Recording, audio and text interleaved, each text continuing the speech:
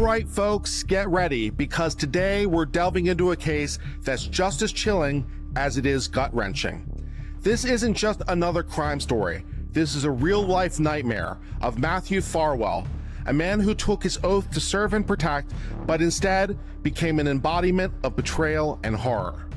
Farwell didn't just break the law, he shattered every moral boundary, leaving a trail of manipulation, abuse, and cold-blooded murder that's nothing short of horrifying. The tale of how he preyed on a vulnerable young woman, twisted her life to suit his sick desires, and then silenced her forever when she threatened his world of lies is as dark as it gets.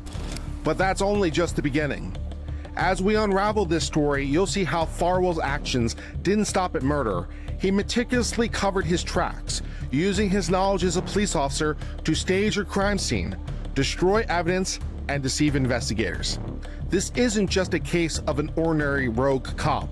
It's a calculated, monstrous plan that reveals the depths of depravity. And trust me, the legal system will have a lot to say about it, and it's about to bring the full weight of the law down on him. Buckle up. This is going to be a rough ride.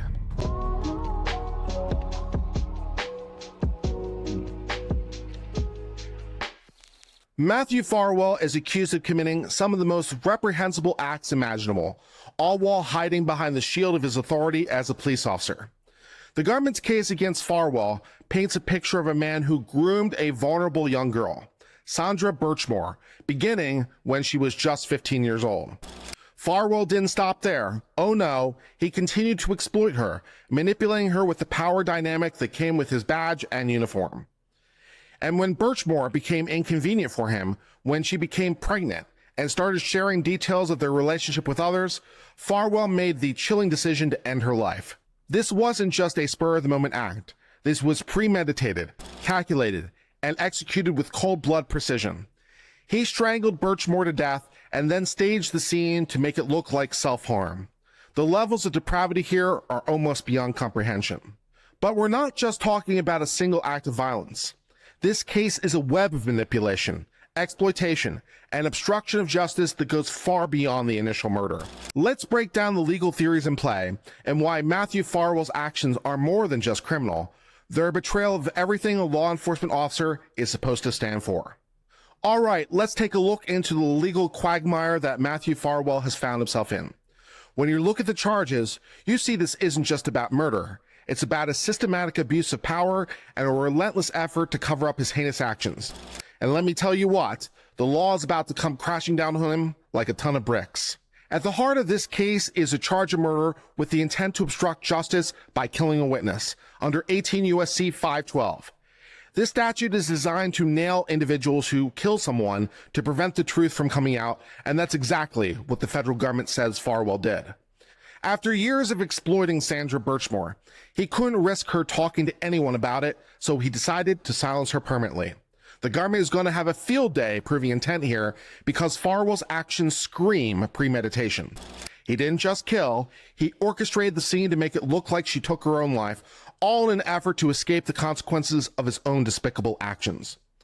But murder isn't the only thing on the table. Farwell is also facing the possibility of charges relating to statutory rape, coercion, and enticement, serious crimes that can carry serious penalties. The evidence shows that Farwell began grooming Birchmore as young as 12 years old, using his position as a police officer to manipulate and control her before finally deciding to have sex with her when she was only 15. The relationship, if you can even call it that, was built on a foundation of power imbalance, deceit, and exploitation.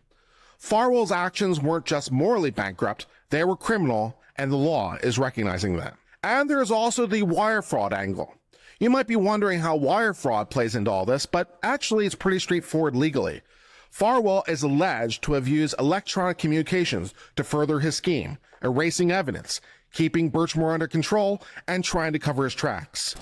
When you're trying to pull off a cover-up this elaborate, you're bound to leave a digital footprint, and that's what Farwell did.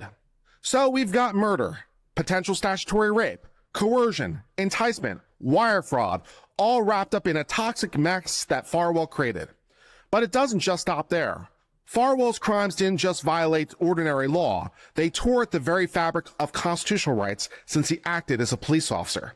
Let's talk about how Farwell's actions as a police officer weren't just illegal, they also violated her constitutional rights in violation of the very rights he was sworn to protect. When you think of a police officer, hopefully you think of someone who protects your rights, someone who upholds the Constitution. But what happens when that very officer is the one that tramples over your rights? That's what we're dealing with here, folks. Matthew Farwell didn't just break the law, he violated the very principles of justice by using his position as a police officer to deprive her of her own federal rights. Farwell's case isn't just about the murder and abuse, it's a violation of constitutional rights under color of law. Under 18 U.S.C. 242, it's a federal crime for anyone acting under color of law, that is, official title, someone acting with official authority, to use that authority to willfully deprive someone of their federal constitutional rights. Farwell's actions here fit the bill to a T. He used his position as a police officer to manipulate, exploit, and ultimately murder Sandra Birchmore. This is a textbook case of public official abusing their power and committing heinous crimes. The Constitution guarantees certain fundamental rights: life, liberty, the pursuit of happiness. Farwell trampled on all these when he decided that what was needed to protect his twisted secret was more important than Sandra Birchmore's own life. The law is clear.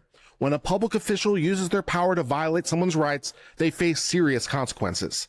And in Farwell's case, that consequence could and should include a lifetime behind bars at a minimum. But as if this wasn't enough, there's also another layer to Farwell's depravity. We've talked about the murder, the obstruction, and the constitutional violations, but what about the danger this man continues to pose? Let's talk about why the government is moving for Farwell to be held in confinement and why his release would be a catastrophic mistake. If you thought this story couldn't get any more dark, think again. Matthew Farwell isn't just a danger because of what he's done. He's a danger because of what he's capable of doing if he's let out of jail before his trial commences. This man is a walking threat to the community, and letting him out before trial will be nothing short of criminal negligence. The government's motion for pre-trial detention lays out a damning case for why Farwell should be kept behind bars before he faces his jury. We're not talking about someone with a clean slate who made some kind of mistake. Farwell is alleged to be a seasoned manipulator with a history of violence, and boy, has the government brought the receipts. This is a man who physically assaulted Birchmore on multiple occasions, who had a sick fascination with choking her during sex, asking her to pretend to be even younger than the 15 years old that she was, and who glorified violence against women.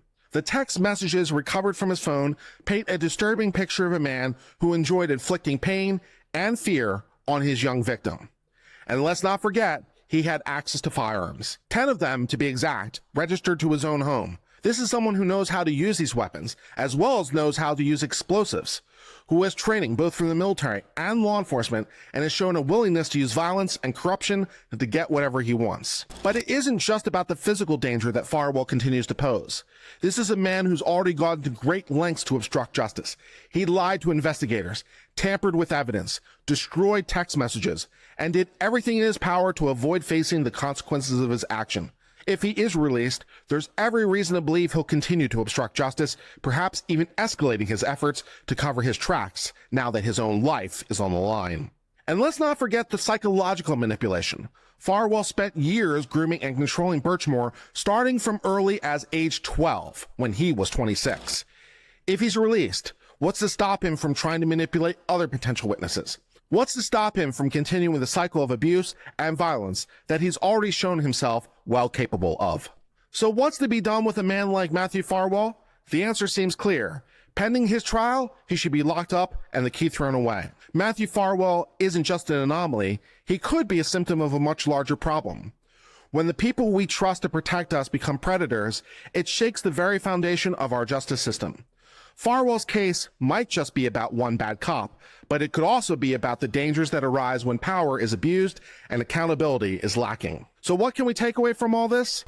The case of Matthew Farwell is tragic and horrifying. It is an example of what happens when power is abused and accountability is lacking. But it's also an opportunity, a chance to reaffirm our commitment to justice, to hold the protection of rights, and to hold those who violate them fully accountable. It's clear that Matthew Farwell's actions as a cop go far beyond the pale. This is a story of betrayal, power abuse, and a terrifying disregard for human life. But in the end, it's not just about what happens to Farwell. It's about the broader implications for our justice system and the trust we place in those who are sworn to protect us. But now, I want to hear from you. First, do you think the legal system is equipped to deal with cases of such blatant abuse of power, or do you think we need stricter measures to hold law enforcement accountable? Second, what do you believe should be done to prevent individuals like Farwell from ever being in a position of authority again? And finally, how can we as a society ensure the rights of the most vulnerable are also the most protected, even from those who violate them while wearing a badge? Drop your thoughts in the comments section below, and let's get this conversation started. Until next time, I've been Uncivil Law, and remember to keep it uncivil out there.